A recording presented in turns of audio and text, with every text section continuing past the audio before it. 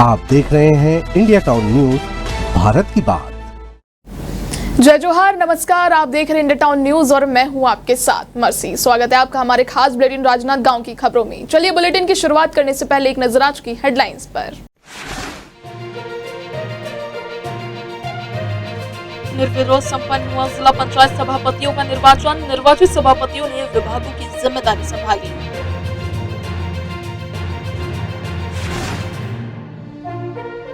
छह वर्षीय बच्ची के साथ अनाचार और हत्या के बाद कांग्रेस ने किया विरोध प्रदर्शन। मुख्यमंत्री विष्णुदेव साय का पुतला किया दहन।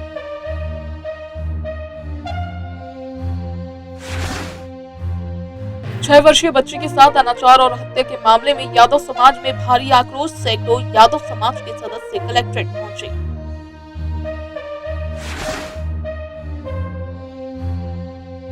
राजनांदगांव जिले में ग्राम पंचायत सचिवों की अनिश्चितकालीन हड़ताल जारी। कामकाज पड़े ठप, पंचायतों में लटक रहे ताले।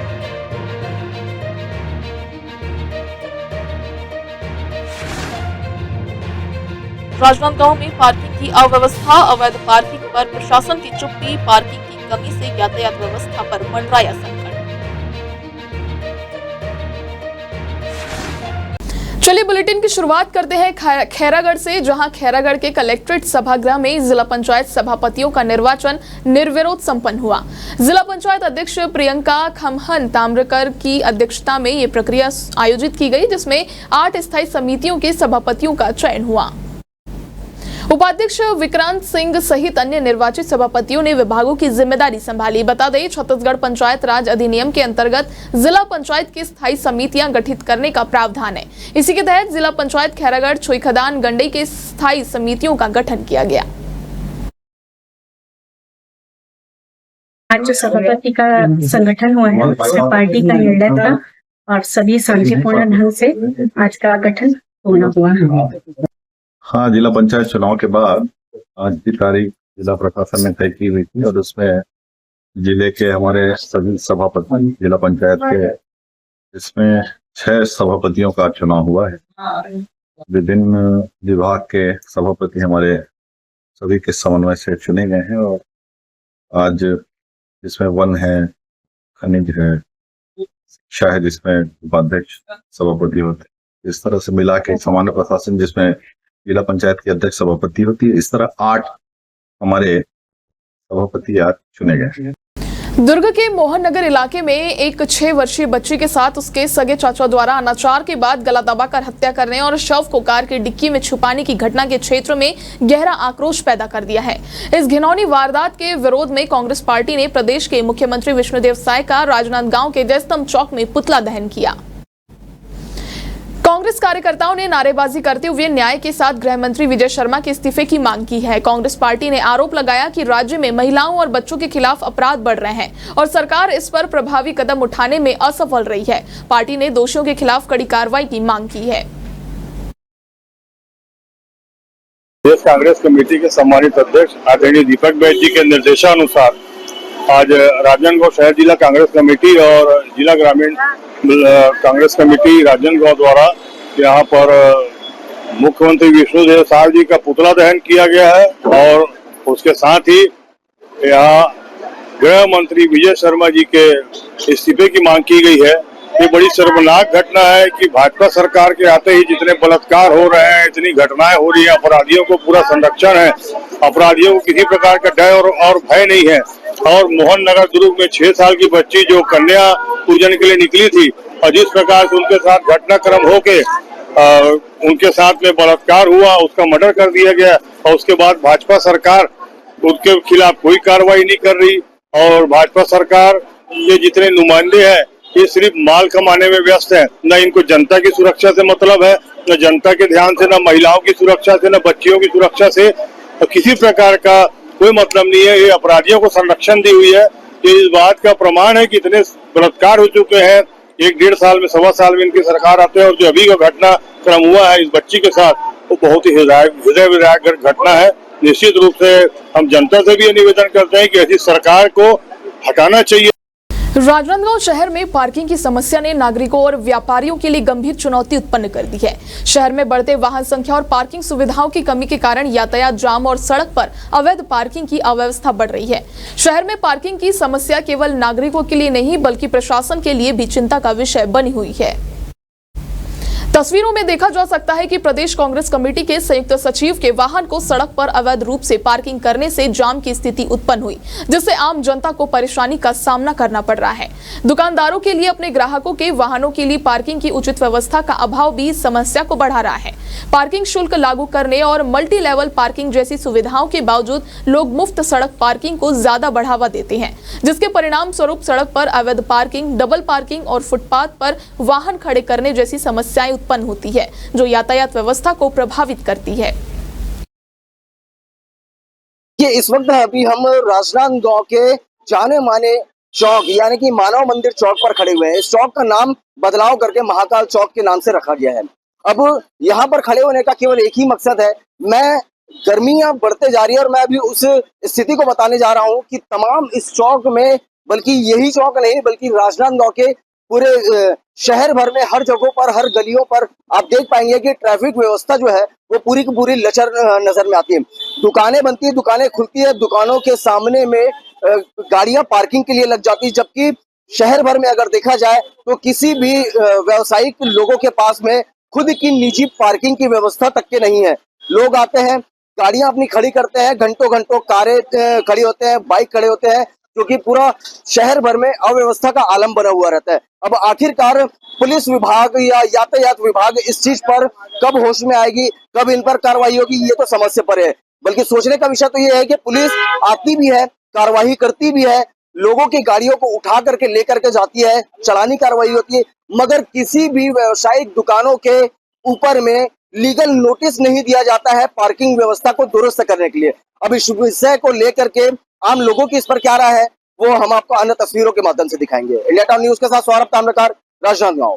विधानसभा अध्यक्ष डॉक्टर रमन सिंह राजनांदगांव जिले के एक दिवसीय दौरे पर पहुंचे। इस दौरान उन्होंने कई कार्यक्रमों में भाग लिया और विभिन्न मुद्दों पर अपने विचार व्यक्त किए। मीडिया से बात करते हुए डॉक्टर रमन सिंह ने पत्रकारों से विभिन्न जानकारियां साझा की, साथ ही हाल ही में दुर्ग में हुई घटना पर प्रतिक्रिया भी दी। विधानसभा अध्यक्ष ने मामले की कड़ी निंदा की और दोषियों को कड़ी सजा दिलाने की बात कही। सुर्गी में साहू समाज का एक शानदार कार्यक्रम पूरा परिक्षेत्र साहू संघ के द्वारा आयोजित मां कर्मा जयंती के कार्यक्रम में उपस्थित रहे और पूरा क्षेत्र के लोग उपस्थित रहे। संतोष पांडे जी और जिलाध्यक्ष और सहित सभी हमारे वरिष्ठ अधिकारी भी रहे। सुर्गी क्षेत्र ऐसे भी उस पूरे क्षेत्र में भारतीय जनता पार्टी के साथ बढ़ के काम करने वाले कार्यकर्ताओं की टोली है और उस क्षेत्र में विकास यानी सुर्गी गोद गांव होने की वजह से वहाँ एग्रीकल्चर कॉलेज भी है, वहाँ केबीके भी है, वहाँ पे सड़कों के निर्माण जो पुराना अधूरा था वो भी पूरा हो चुका है। 8 किलोमीटर सड़क के निर्माण के कार्य भी जारी है।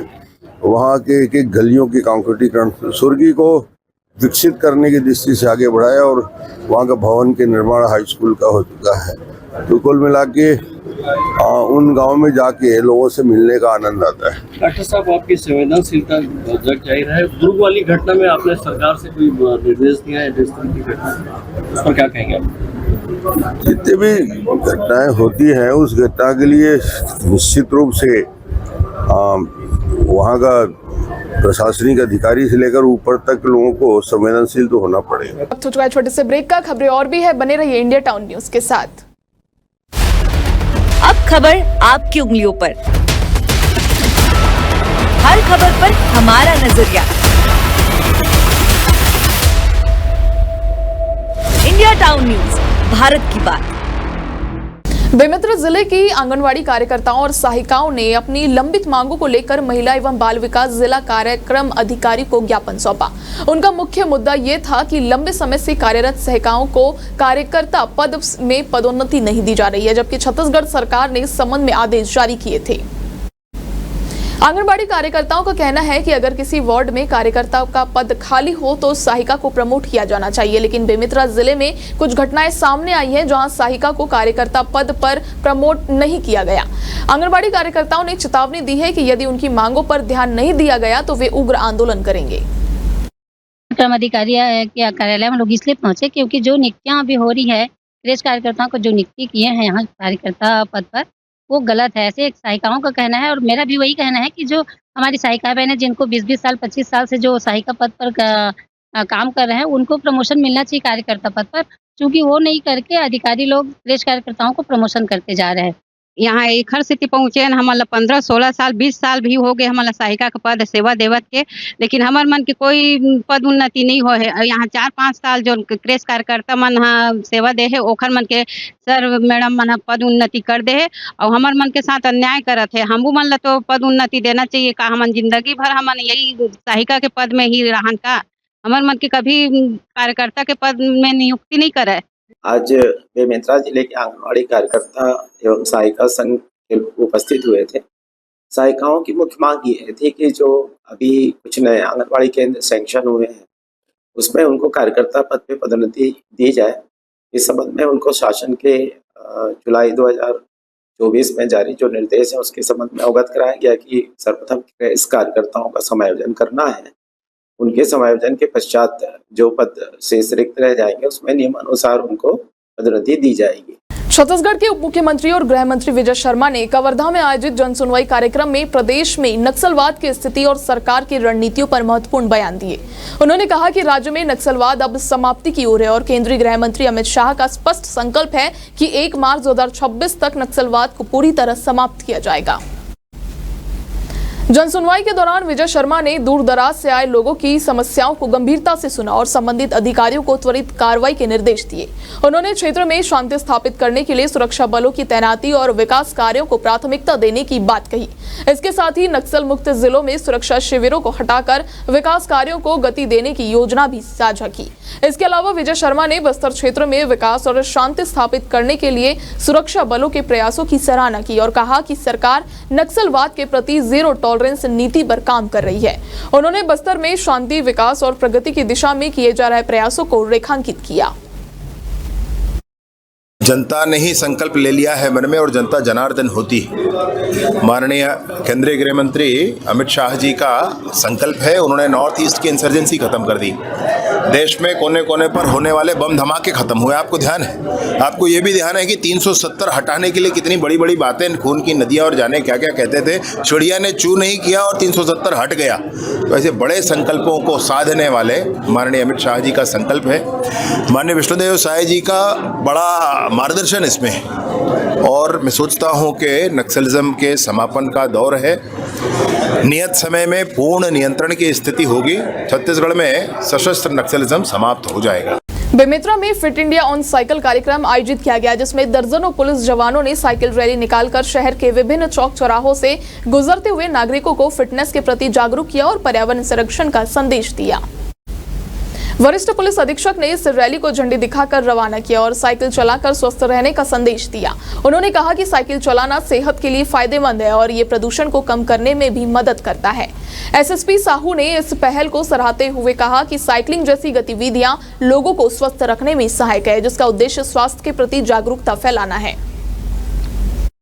फिट इंडिया के मूवमेंट के तहत जो है bicycle police, Chhattisgarh police on bicycle, इस मुहिम के तहत जो है छत्तीसगढ़ पुलिस की बेमेतरा पुलिस जो है आज साइकिल रैली निकाली है, जिसमें लोगों को यह जागरूकता, ये रैली है कि लोग फिट रहें और साइकिल चला करके फिट रहेंगे। तो इस परिप्रेक्ष्य में पुलिस को भी इस बात के लिए जो है रैली निकाली है, स्वयं भी फिट रहे और लोगों को फिट रहने के लिए प्रेरित करें। धमतरी जिले के अर्जुनी पुलिस थाने में राजनांदगांव जिले के ग्राम भंवरमरा निवासी दुर्गेश कठोलिया की पुलिस अभिरक्षा में मौत मामले में कांग्रेस नेताओं ने प्रेस वार्ता आयोजित की। इस दौरान उन्होंने मृतक के परिजनों से मिलकर अपनी संवेदना व्यक्त की और पुलिस की भूमिका पर सवाल उठाए। कांग्रेस नेताओं ने आरोप लगाया कि पुलिस हिरासत में दुर्गेश की मौत के पीछे पुलिस की पिटाई जिम्मेदार है। उन्होंने मामले की उच्च न्यायिक जांच की मांग करते हुए दोषी पुलिसकर्मियों के खिलाफ कड़ी कार्रवाई की अपील की है। कांग्रेस विधायकों ने राज्य सरकार से मांग की है कि इस मामले की निष्पक्ष जांच सुनिश्चित की जाए और दोषियों के खिलाफ कड़ी कार्रवाई की जाए ताकि मृतक के परिजनों को न्याय मिल सके। धमतरी में पुलिस कस्टडी में ग्राम भंवरमरा निवासी भाई दुर्गेश कठोलिया की जो मौत हुई उस संबंध में प्रदेश कांग्रेस कमेटी ने एक जांच कमेटी बनाई, जिसमें मैं उस जांच कमेटी का संयोजक और हमारे साथ संजारी बलौद के विधायक संगीता सिन्हा जी, बहुत ही हमारे वरिष्ठ विधायक आदरणीय कुजी से भोलाराम साहू जी, धमतरी के विधायक भाई ओंकार साहू जी, साहू जी, शरद लोहाना जी और कुलवीर छावला जी। आज हम लोग उस परिजन के परिवार से, उस परिजन से मिलने गए दुर्गेश कठोलिया जी के, जहां वो परिवार रहते हैं और जिस हिसाब से उनके ऊपर जो आरोप लगा है 12 करोड़ रुपए की गबन का, 12 करोड़ रुपए के हेरा फेरी का, और जिसके आधार पर पुलिस उसे 29 तारीख को एक शॉपिंग मॉल के पास से उठाकर ले जाती है, उसके परिवार को साथ जो व्यवहार जो किया है, और उनके बाद उनके परिवार के साथ जिस हिसाब से पुलिस ने जो बर्बरतापूर्वक कार्रवाई की है, चाहे उस मृतक के साथ हो या उसके परिजन के साथ, और इस सब चीज़ को लेकर आज हम वहाँ उसके ग्राम पहुँचे। बहुत सी बातें उसके परिजन के माध्यम से एक साक्ष्य के रूप में हम तक जो बातें आई हैं, निश्चित ही जांच कमेटी के माध्यम से हम अपने प्रदेश कांग्रेस कमेटी को सौंपेंगे। आज का हमारे खास बुलेटिन में फिलहाल इतना ही। अब मुझे दीजिए इजाजत। नमस्कार। आप देख रहे हैं इंडिया टाउन न्यूज, भारत की बात।